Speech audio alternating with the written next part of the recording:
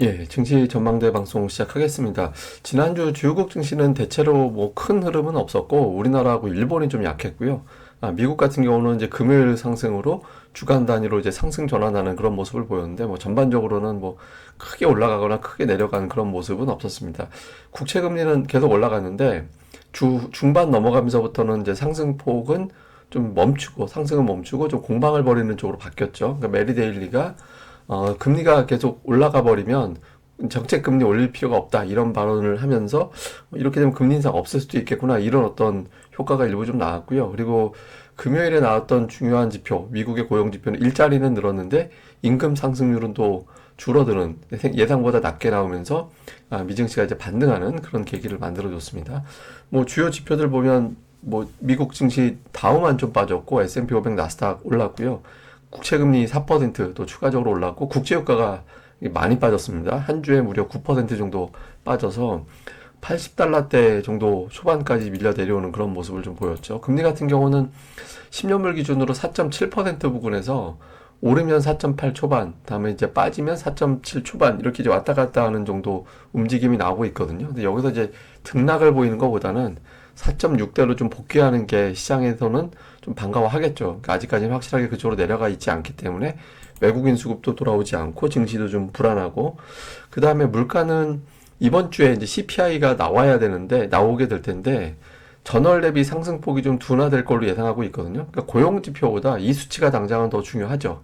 예, 그러니까 이 수치가 전월 대비 상승폭이 둔화됐다라는 게 확인이 된다라면 이제 그동안에 국채금리 상승에 대한 부담을 좀 덜어줄 수도 있게 될 겁니다. 물론 이제 반대 경우가 생길 수도 있는 거고. 그러니까 우리나라 이슈 같은 경우는 이제 삼성전자가 노이즈가 생겨서 최근에 10일 중에서 9일 빠졌어요. 실적 발표 지연되고 또 엔비디아에 공급하기로 했던 게 그 수율 문제 때문에 안 되는 거 아닌가? 뭐 이런 식의 어떤 보도들이 나오면서 이제 삼성전자가 좀 부진했던 게 그게 이제 지수의 발목을 잡았고 코스닥 같은 경우는 11일 연속 천 종목 오르거나 내리거나 예, 하루가 이제 999 종목이 있었으니까 그걸 또 천 종목으로 포함을 시키면 11일 연속해서 천 종목 정도가 올라가거나 빠지거나 그러니까 굉장히 변동성이 큰 종목들별로 예, 그런 흐름이 나와서 시장이 좀뭐 굉장히 이게 뭐 별로 안 좋은 거죠. 이런 장에서는 예, 편안하지 않은 장이 좀 이어졌던 것 같습니다. 뭐 고용지표 잠깐 둘러보고 가면 비농업 일자리 33만 6천 예상이 9만에서 25만 범위였는데 엄청나게 높게 나왔죠. 이렇게만 보면 미증시 빠졌어야 되는데 시간당 임금이 지난달 대비 상승폭이 둔화되는 그런 모습이 나왔고 특히 이제 시간당 임금이 낮은 직분, 그러니까 뭐 레저라든가 아니면은 뭐 이쪽 접대 이쪽이 시간당 임금이 25달러가 안 되는 쪽인데 이쪽이 많이 늘었고요. 시간당 임금이 45달러를 넘기는 인포메이션 부분은 이제 오히려 감소되는 그런 고용 상황을 보여줬거든요. 그래서 전체적으로 임금 수준이 그렇게 올라가는 추세는 아니라서 인플레이션 걱정할 단계는 아닌 것 같다. 이렇게 이제 투자들이 평가를 했고 이 부분이 이제 시장을 올리는데 역할을 했던 것 같습니다. 또 하나는 이제 국제유가인데 국제유가가 이제 금요일에 살짝 반등 나오긴 했지만 어쨌든 95달러 근처까지 갔다가 80달러대 초반까지 왔잖아요. 제가 이건 93, 94달러대가 저항이 돼야 된다. 뭐 이렇게 이제 설명을 드렸던 건데 국채 금리는 제가 말씀드렸던 저항에서 넘겨버렸죠. 그런데 시장이 50포인트 정도씩 빠지게 된 건데 국제 유가는 내려왔거든요. 그러니까 유가가 여기서 올라가지 않고 빠져주면 이제 조금 더 금리가 좀 진정될 수 있는 계기가 될 수 있거든요. 근데 저는 이 뉴스 지난번에 한번 말씀드렸던 이 뉴스를 좀 주목을 했어요. 그 미국이 사우디, 이스라엘 이렇게 이제 방위 조약 맺는다 이런 얘기가 나왔거든요. 그러니까 사우디하고 미국하고 긴장 관계가 좀 풀리면 긴장 관계라기보다는 좀 불편한 관계였잖아요. 한동안 그게 풀리면 유가가 좀 진정될 수 있는 계기가 될 수 있거든요. 그러니까 실제로 사우디가 이제 미국에 증산할 수도 있다 이런 의향을 전달했다라는 보도가 나왔거든요. 물론 이제 주말 사이 또 이스라엘에서 또 지정학적 이슈가 좀 불거지긴 했지만 이제 공급적인 측면에서 본다라면 저 뉴스 이후에 국제유가가 빠졌고 또 실제로 이제 사우디가 증산 의향을 전달했다라는 보도가 나오고 해서 유가가 이제 80달러대 초중반에서만 왔다 갔다 한다라면 이제 금리가 좀 완화될 수 있는 그런 계기가 될 가능성도 있어 보입니다. 이제 국채 금리는 아직은 좀 불편하죠. 예, 이게 4.6 이상은 굉장히 불편한 자리가 되는 건데 추세선 상단이 뚫려버린 거니까. 근데 이제 메리 데일리가 국채 금리 이렇게 올라버리면 금리 인상 할 필요가 없다. 이미 뭐 금리 높여서 물가 잡겠다라는 건데 알아서 시중금리가 올라가 버리면 굳이 금리를 올릴 필요가 없잖아. 이런 이야기를 해버렸거든요. 그러면 투자들이 그러면 이것 때문에 금리 올라가는 이유 중에 하나가 정책금리 올라갈까 봐 그러는 건데 그게 좀 완화가 되는 효과가 좀 있는 거죠. 그래서 금리가 4.8 부근 넘어가면 자꾸 저항을 받는 이유 중에 하나가 될 겁니다. 다만 그 메리데일리는 투표권도 없고요. 지금 동그라미 크기가 영향력 사이즈 얘기하는 거거든요. 그러니까 5가 최대고 이제 뭐 4, 3, 2.5 정도인데 메리데일리는 3이 좀 안 되는 그 정도 비율의 사람이라서 이 사람의 발언이 뭐 결정적인 연준의 전체적으로 대표하는 인물이다 이렇게 이제 보기에는 좀 애매한 측면이 있습니다. 근데 어쨌든 금리가 안 올라갈 수도 있겠다. 그러니까 이런 어떤 기대감을 좀 자극한 거는 의미가 있었다 이렇게 보면 될 것 같고요. 차트를 보면 이제 나스닥 주봉인데 나스닥 주봉이 7월 이후를 좀 볼 필요가 있습니다. 7월 이후에 어떤 특징이 있냐면 3주 연속 하락을 하고 2주 연속 반등 나오는데 3주 연속 반등이 없었어요. 마지막으로 3주 연속 올라간 거는 6월 초반, 6월 1, 2, 3주에 올라간 거 이외에는 그 뒤로 3주 연속 올라간 적이 없었거든요. 이번 주에 그 루틴을 깨게 될지 이걸 좀 볼 필요가 있고 또 하나는 이제 엔비디아 월봉인데 그 엔비디아가 이제 2달 연속 하락한 적은 없거든요. 그러니까 그 주요 빅테크 중에 2달 연속 안 빠진 게 엔비디아, 마이크로소프트, 아마존 이렇게 세 개인데 최근 들어서 추세는 엔비디아가 제일 좋잖아요.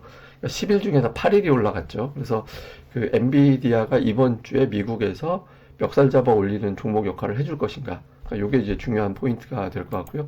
이제 또 하나는 이제 맥도날드 제가 주봉을 보여드리는 건데 이게 보통 시장이 안 좋고 경기 걱정되고 하면 뭐 맥도날드 아니면 뭐 로키드 마틴 뭐 이런 종목군들이 뭐 일종의 이제 방어주 개념이 되면서 이쪽에 매수가 들어가야 되는데 이게 안 들어가고 있어요.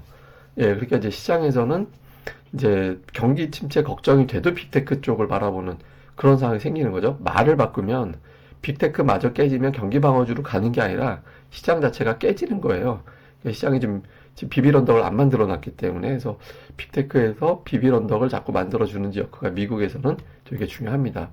자, 주요 종목들 움직임을 보면 미국에서 지난주에 반도체 쪽이 괜찮았고 테슬라 상승했고 그러니까 IT 기업들이 지난주에 전체적으로 괜찮았고 반면에 뭐 대버에너지라든가 GM이라든가 이런 것들이 좀 부진했고 일라이릴리가 지난주에 5% 정도 올라가서 우리나라도 주말에 제약주들 강했잖아요. 그래서 반도체, 제약 이쪽이 좀 힘이 실리는 그런 모습이었고요. 우리 증시에서는 코스닥은 지난주 유진테크 같은 어떤 반도체 일부 종목군들이 선별적으로 올랐고 그 외에는 대체로 다 부진했고요. 에이스테크는 뭐 한 주에 막 4, 50% 올랐다가 빠졌다가 막 되게 정신사납죠. 뭐 이런 모습 보였고 코스피에서는 하이닉스가 올라갔는데 삼성전자가 빠졌어요. 그러니까 그 엔비디아 이슈 때문에 하이닉스 쪽으로 매수세가 들어간 건데 삼성전자가 엔비디아의 공급을 못할까요? 저는 그렇게 생각은 안 하거든요. 근데 어쨌든 하이닉스가 강하고 그 외쪽은 뭐 전체적으로는 좀 재미없는 그런 형태를 보였습니다. 수급은 루틴이 깨졌습니다. 그러니까 3주 매도, 한 주 매수 패턴이 반복되다가 4주 연속해서 매도가 나는데 지난주 같은 경우는 거래 일수도 적었는데 1조를 팔았거든요. 그래서 외국인 투자자들의 매도가 계속 이어지고 있다. 그러니까 금리가 높은 수준에서 외국인들이 선뜻 나서기가 또 달러도 올라가 있는 상태에서 어렵죠.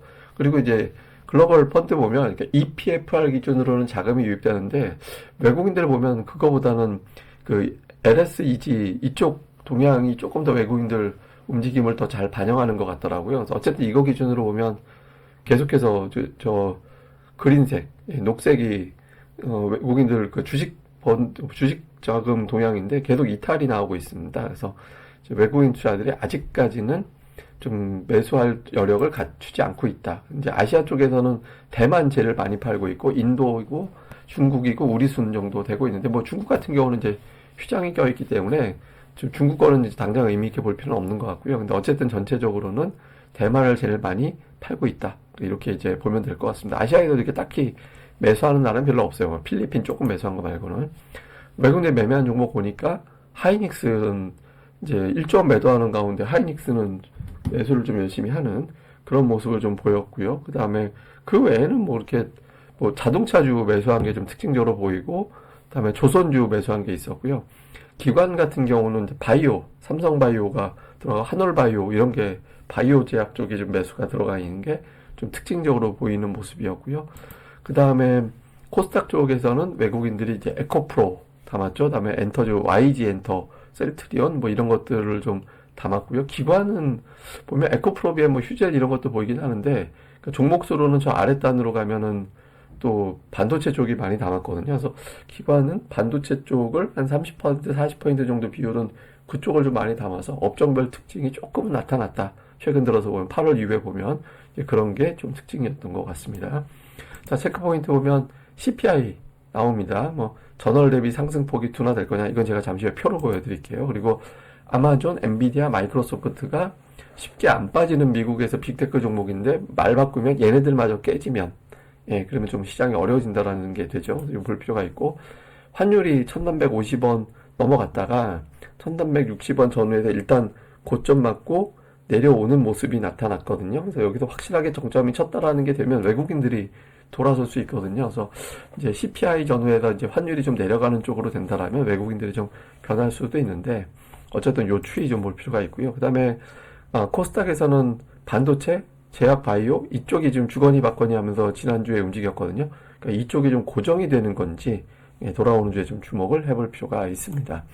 자, 이번 주 제일 중요한 거 9월 CPI 예상치는 3.6, 근원은 4.1. 지난달에 그 헤드라인이 3.7이었고 근원이 4.3이었거든요. 내려갈 수 있다라는 거죠. 전월 대비는 0.3이라서 이것도 이제 전달보다 조금 완만해질 것이다라고 기대를 하고 있거든요. 그래서 이 수치대로 나오게 되면 이미 이제 유가가 피크보다 내려왔기 때문에 인플레이션에 대한 부담이 훨씬 더 내려갈 가능성이 생기거든요. 그래서 이 수치가 나오게 되면 이제 증시는 좀 크게 한숨 돌리는 그런 기회가 될 가능성이 있고요. 그 다음에 또 하나는 이제 삼성전자 잠정 실적인데 매출이 37조 원대 중후반, 영업이익은 2조 2천억에서 2조 4천억 정도가 잡혀 있는데 삼성전자가 되게 위치가 안 좋아요, 지금. 그러니까 주봉에서 이제 200주선이 굉장히 중요한 건데 달러 차트도 그렇고 이제 원화 차트로 저는 이제 원화 차트로만 오늘 보여드렸습니다만은 나중에 제가 달러 차트로도 한번 보여드릴게요.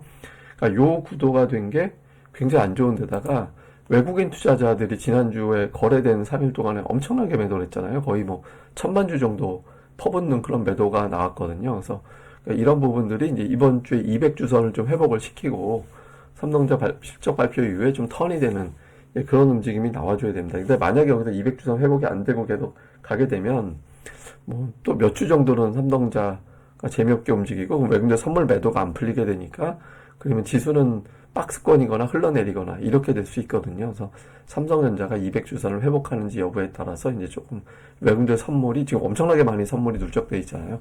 이게 풀리는지 여부가 결정이 될 것 같다. 이렇게 보시면 되겠습니다.